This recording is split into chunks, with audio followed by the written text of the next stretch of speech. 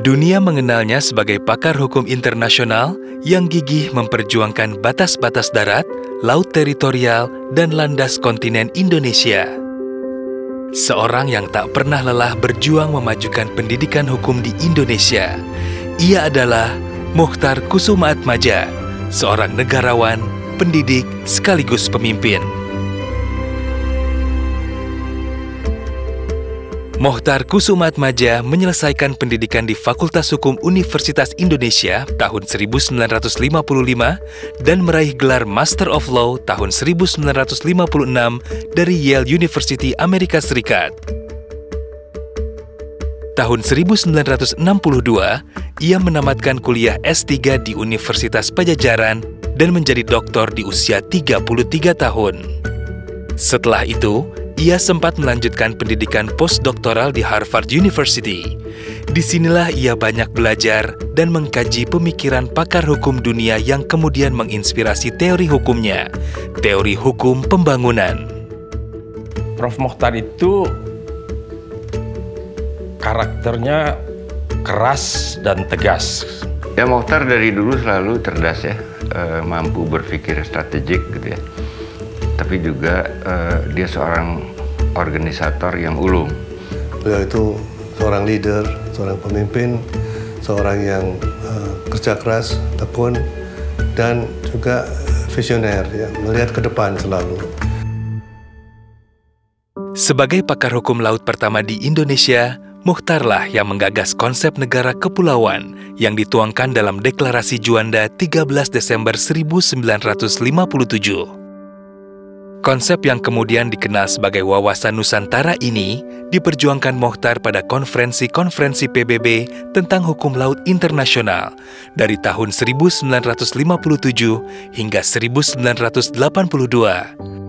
Setelah melalui serangkaian perundingan pelik selama 25 tahun, konsep Wawasan Nusantara akhirnya berhasil diakui dunia internasional dengan ditandatanganinya Konvensi Hukum Laut ketiga pada tahun 1982 di Montego Bay, Jamaika. Kita kan negara yang majemuk dalam segala hal ya. Harus ada struktur yang mempersatukan itu semua. Jadi secara geografis itu harus betul-betul jadi satu ya. Apakah itu daratannya, lautannya, pegunungannya, angkasanya. Karena kalau itu tidak bisa dipersatukan, ya, yang terjadi adalah suatu kesatuan politik yang bisa saja nantinya tidak tahan lama. Dan Wawasan Nusantara ini membuat landasan hukum dan politik dan ekonomi untuk mempersatukan bangsa yang begini besar ya. Negara kepulauan dalam konsep hukum laut internasional adalah negara yang disatukan oleh laut secara de jure, tetapi secara de facto kita dianggap bersatu apabila di antara pulau-pulau kita itu dihubungkan oleh kapal berbendera negara kita sendiri. Jadi untuk mengimplementasikan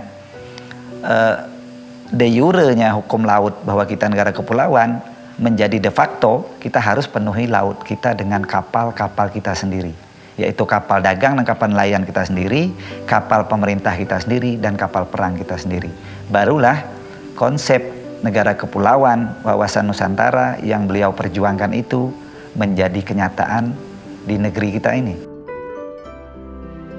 Kemampuannya di bidang hukum dan diplomasi membuat Mochtar Kusumaatmadja dipercaya menduduki kursi Menteri Kehakiman tahun 1974 sampai 1978 dan Menteri Luar Negeri periode 1978 sampai 1988.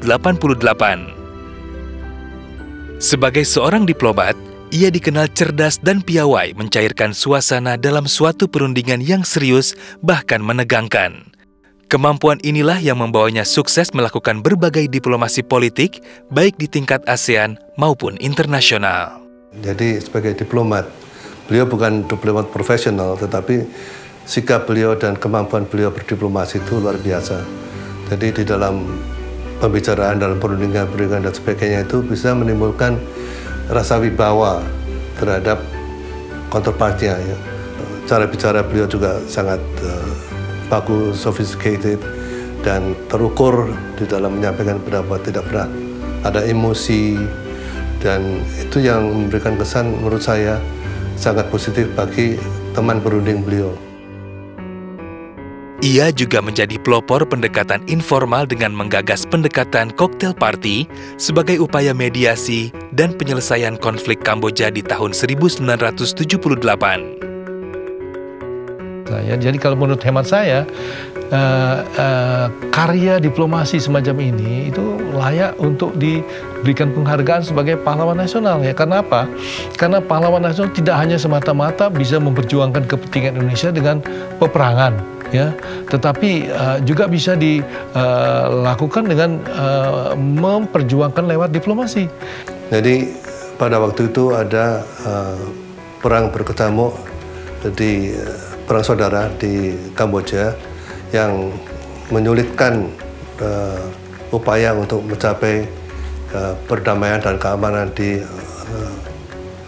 Asia Tenggara.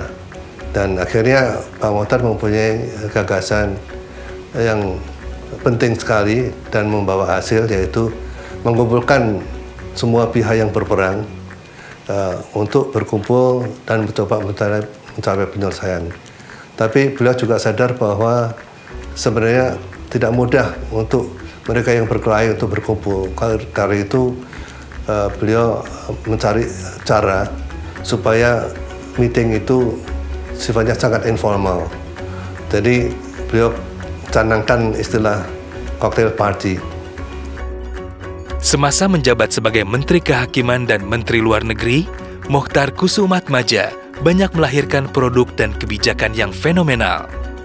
Pada tahun 1972, kertas kerjanya mengenai pengaturan hukum masalah lingkungan hidup menjadi substansi laporan nasional Indonesia pada Konferensi Internasional Lingkungan Hidup di Swedia.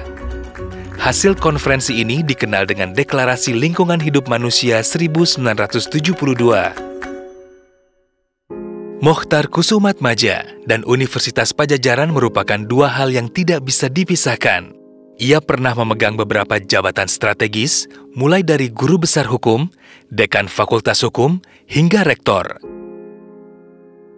Sebagai ilmuwan, Mokhtar Kusumaatmadja melahirkan teori hukum pembangunan sebagai pengembangan konsep hukum sebagai sarana rekayasa sosial yang lebih sesuai dengan kondisi Indonesia.